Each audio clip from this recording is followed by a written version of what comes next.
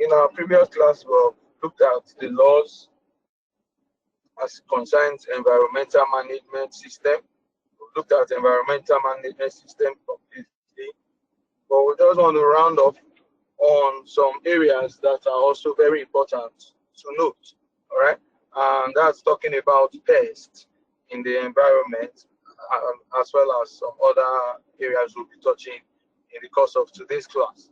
All right, so we'll be looking at the biology of some major pests, you know, and we'll be taking some examples. Basically, we just want to see how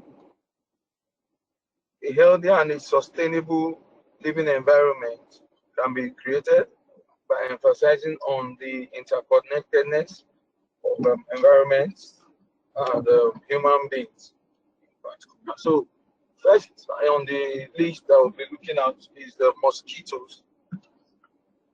And as we all know, or as you may be very familiar with from your basic biology, the mosquitoes have both economic value and they also have their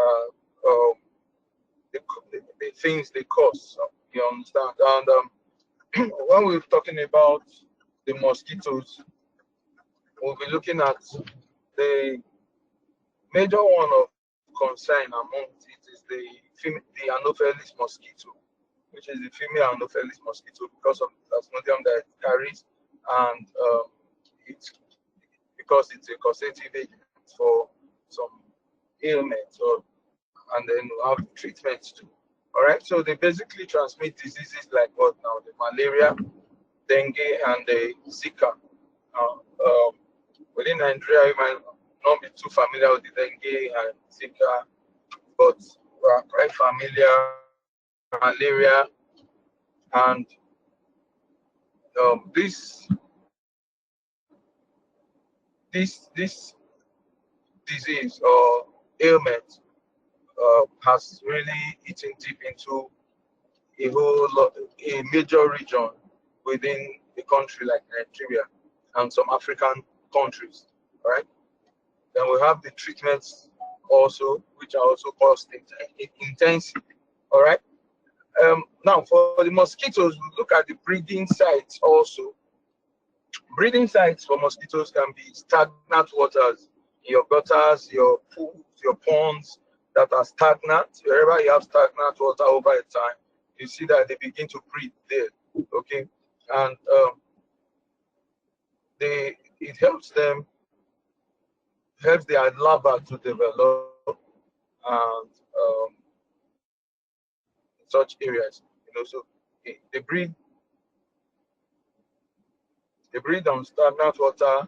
The larva undergoes aquatic development, so stagnant water becomes a very convenient place for it. To control the mosquitoes, to control their growth or spread, one of the things we do is to make use of insecticide. Also, you could make use of bed nets. You could make use of some environmental practices that would eliminate or ensure that you don't have percolation of water or stagnant water around such environment. Okay, so if you do that, you eliminate the breeding ground for mosquitoes. All right, and then we look at the house flies. Talking about the housefly transmits diseases like cholera and also food poisoning. How do they do that? By perching on, when they perch on some other microbes, physics, and the rest of them, wastes, and all that, they pick up some of these microbes, and then upon perching on your food or your water or anything that gets into you by injection, anything that you eat or drink, they're able to transmit microorganisms that are causative agents for such diseases. So through houseflies, cholera can spread. food poisoning too can occur, or especially when you leave your food open and allow them access to such food before eating them, before they are consumed. Okay? So, as we're saying, for the houseflies, the breeding is in decaying organic matter, basically. Decaying organic matter, um, and they experience rapid production wherever there's organic matter, like carcass of animals, or plants, or food, anything organic, any organic matter at all that is decaying. They have that as their breeding ground. Okay, so to control them, we must carry out. We can use proper waste disposal. Proper waste disposal of this organic matter can help us control them. We also can use insecticides. We can also make use of um, good sanitation, good housekeeping, proper housekeeping and sanitation, along with all this. So any or all of these combined can help us to control the influence of the houseflies. And then we look at another common one in some African region, which is the rats. uh, they come in different species, but they transmit diseases like the leptospirosis, and they also could transmit diseases like plague too. Yeah, amongst others. We've also seen them also carry Lassa. They also transmit diseases like Lassa fever. Yeah. So these are some of the diseases that are transmitted by rats. Okay, and they are omnivorous because they give birth, they reproduce without laying eggs. Okay, so they are like mammals too. All right, and apart from that, their breeding is rapid. They breed themselves around contaminated food or water, those kind of regions. So if you want to eradicate or control the influence of rats in your environment by maintaining cleanliness is one, and then by making use of traps. We have various types of traps. Some are made of gum, sticky kind of trap to catch them. You have some poisonous substances also that could be used, but also in controlling them, the control has to be done in such a way that when they are being disposed, or it will be easy for them to be disposed. All right. Otherwise, they will form organic matter if they happen to, in the process of being controlled, they die somewhere that is not accessible or easily accessible. So they become to they'll begin to decompose in such area, causing environmental pollution, and also creating the organic matter for houseflies and other causative agents too, which could still spread more diseases. All right. So it's important that we take note of this. And then we look at pest control in itself. Pest control. How do we control pests?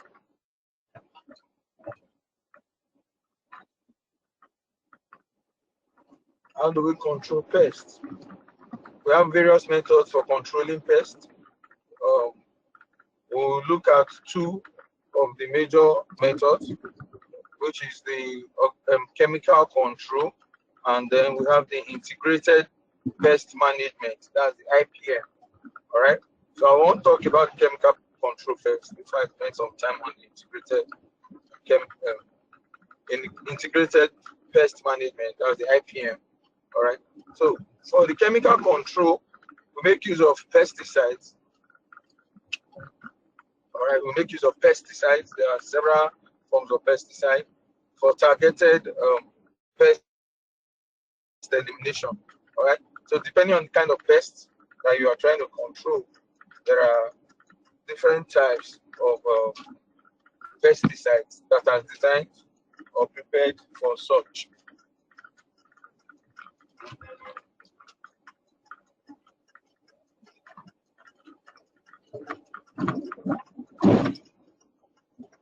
And then some of the concerns we look at is their resistance, because some pests get resistance over time to some particular kind of chemical control. They get adapted to it and now build some level of resistance in their system. So it does not really completely control them. In such a case, we have to now um, consider other methods for such control.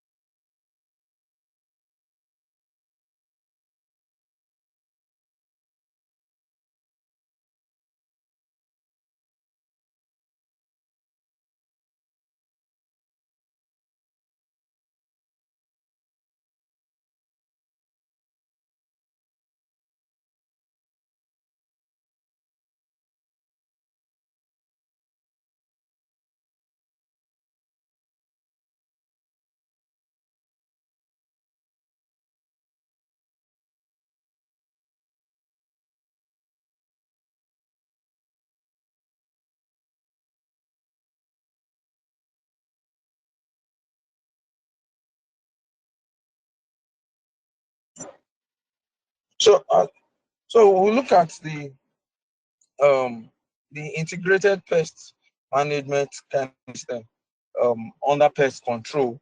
It involves the combination rather of biological, cultural, and chemical methods.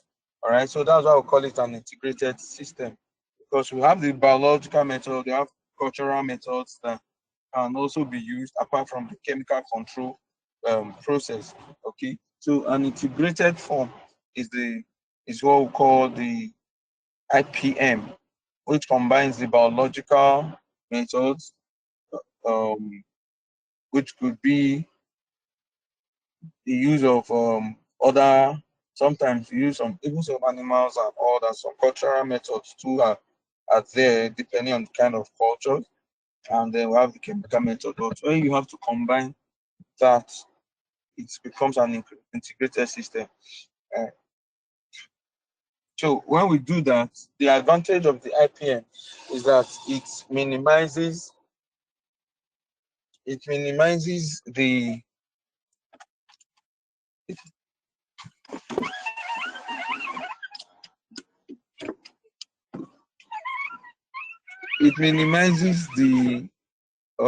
environmental impact of this control of this of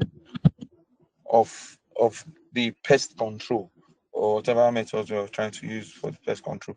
It has the least environmental impact compared to just the chemical method. Okay, so we also just quickly touch on the infectious organisms and the sanitation measures too for infectious organisms. And when we're talking about infectious organisms, we look at the first part, the waterborne pathogens. There are pathogens that are waterborne, and they cause diseases like cholera. And this could be a very rapid outbreak. We've seen this in some rural areas and even areas where there's no proper environmental control or management systems in place. There could be an outbreak of cholera coming from waterborne pathogens, and um, it's a very deadly disease where some of the symptoms involve stooling and vomiting at the same time, with high temperature in some cases, and it could lead to gross dehydration, which can also lead to death within a very short time. All right, and then the sanitation of such to prevent such occurrences. One of the things we do is to ensure that there's clean water supply at all time, and there's proper sewage disposal. If you exercise proper sewage disposal, every wastewater is well treated, and you ensure that wastewater does not get in contact with the um, the water supply that is for basic consumption, either drinking or cooking and the rest of it. Okay, and in some cases, you have to also ensure that the water in such environment are well treated before being consumed. It could be thermal treating or chemical treatment, as the case may be. All right, or a combination of both. Now, we also look at the food hygiene aspect too, and um, a proper food hygiene will help in preventing foodborne illnesses. All right. I want to talk about proper food hygiene from the way the raw food is gathered. For those kind of foods that are eaten as raw, they must be properly washed, they must be properly checked before consumption. They must also be consumed within a short time, or with or well preserved, if not completely consumed at that moment. Okay, and then if it's for cooking, they must be well cooked. And when cooked food too, when being consumed, especially when it's not so hot, it should also be necessary. It will be necessary to ensure that they are well stored or covered to prevent the influence of some of these pests in the area. All right, so that's very key in food hygiene. And again, even while eating, you should ensure that the consumption is done with clean hands too. Okay, with clean hands. Any contact, anything that's going to contact your mucous layer of your body must be thoroughly cleaned. Okay, that's basic in personal hygiene, which also relates to food hygiene, because most of the ailments that we experience, apart from things we inhale or get contact with our body, most of it are by injection and it's through our hands to our mouth. All right. So the practices is proper cooking, storage, and hygiene, personal hygiene. All right. Then we look at the waste minimization and management. We have, for solid waste management, for instance, we have to ensure that we carry out practices that help to reduce waste. You reduce waste, you reuse, you recycle, you follow that principle, the reduce, reuse, recycle principle. That's the 3 R's. All right. Reduce waste by minimizing the amount of waste that is generated. Then by reusing waste is to see that wastes are, instead of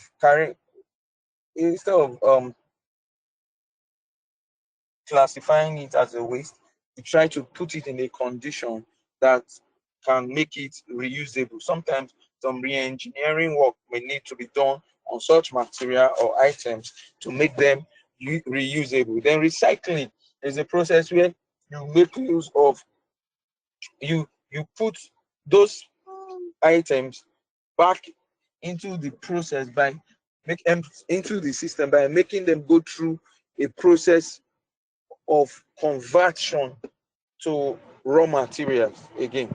Okay. For instance, plastics now. Okay. Instead of disposing those plastics anyhow and making them cause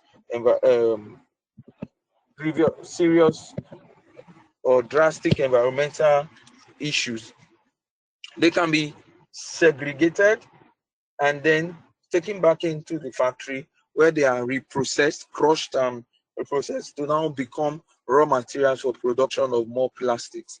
Okay, the same thing, paper and other form of waste that this can also be done. This recycle process can also apply. And then we look at the landfills and the composting and recycling programs. Okay, you're familiar now with the recycling program. The composting is where you carry organic matter and you try to convert it to compost where it can be used in the agricultural field, especially for growing of plants. Okay, and they form some kind of manure that helps to enrich the soil for production of crops or plants for food. All right. And then we look at the landfills are those portions of land or areas of land that have been secluded for the collection of waste. Sometimes you have a whole lot of you have the disadvantages too that come from that, especially with the possibility of contamination of underground water, by the waste that is generated from that process. So we look at the hazardous waste management. All right, there are some waste that could be very toxic or even radioactive. Radioactive waste and some waste that are really very toxic to man. Some you don't feel the impact immediately, some you feel the impact almost immediately. All right. For instance, if it's radioactive waste, you may not feel the impact immediately, but the effect could be really grievous. Genetic mutation, the changing of the cells, and a whole lot that it can, a whole lot of impacts that this can really create. Right? So there must be regulatory measures and specialized facilities for this kind of hazardous waste. Okay, even some medical waste too will be really toxic. A whole lot of them. Imagine factory waste coming from asbestos and all the rest of that could also create respiratory effects. Some could be carcinogenic and some could be genetically poisonous. All right. So there must be proper control and regulatory measures for disposal of such waste. Because this waste could come from industry, some industrial activities mostly, and domestic activities too. All right. Now we look at the management of stormwater and drainage system. Now, the first one is in that line is to talk about the preventing of flooding or prevention of flooding. Okay. Now, proper urban planning and drainage system can help us prevent what flooding. Or some of you residents in or familiar with some activities that happened recently in Lagos State. Some estates were demolished because the government said that those estates were built in such a way that they block the canals, which are the central drainage system for the state, and they were demolished. They were demolished without any question. You know, yeah. Why? Because those kind of structures and other human activities can lead to blockage of such drainage. And if such drainage systems are blocked, it's as good as not having a drainage at all. And there could be serious flooding. And there are some regions, some areas that are prone to flooding. Some are periodically prone to flooding. And if the systems are not put in place, what will happen is that the flooding would previously or grossly affect such areas. All right. So the urban planning is important with drainage system and reducing impervious surfaces too. Okay, that's also very important. Then we talk about the toxic tails. Well, we look at the the we look at the health or chemical exposure first of all. Expo For every operation, whether industrial or domestic, must minimize or reduce the level of exposure to some chemicals. And you should also understand what actions to take by adventure you get exposed to such chemicals. And this can only be done by understanding what the MSDS says. That's the material safety data sheet or the safe handling of chemical. And that's the shop cards that are produced for such chemicals. They must be available and well understood before utilizing such chemicals for any of the activities. All right, because they pose health risk from exposure to these pollutants, and also in monitoring and regulating these toxic substances must be implemented, must be effected. All right, and in exploring environmental health connections, we look at the ecosystem or ecosystem health. That's the link between environmental degradation and public health. Okay, yes, the link between what environmental degradation and public health. Environmental degradation has a gross effect on public health, and if not properly managed, and if environmental management systems are not well put in place, it poses a big threat to the public health, and any of these diseases or hazards will be inevitable in such a case. All right. So lastly, we'll be looking at understanding and managing health risk of climate change. All right. Due to the several activities of man, and both industrially and domestically, we've had it has posed a lot of or created some effect on climate, and some of it has we've had uh, a whole lot of negative effect on the climate due to our activities we have, and some of the resulting cases include vector-borne diseases, extreme weather events, sometimes due to the depletion of the ozone layer as a result of a lot of air pollutants, gases that are also depleting the ozone layer. We have examples of the chlorofluorocarbon, the CO, carbon monoxide, and the rest of them. We're having a, we are gradually having situations where these the climate is changing sporadically and beyond the control of man. You see, nations are now beginning to come together, United Nations, other organizations, and the rest, and trying to talk to themselves to see how they can manage their activities on climate change, as regards climate change, and save the global village, so adaptation and mitigation strategies are being discussed and implemented to try to put a control on this effect, right? So, and most of these comes from the pollution of air pollution, air pollutants majorly are the causes. And if we're looking at the air pollution control, we look at the sources and impacts, industrial emissions, vehicular pollution, and the rest of them are examples of the sources. And they cause respiratory and cardiovascular health risk, like breathing problems,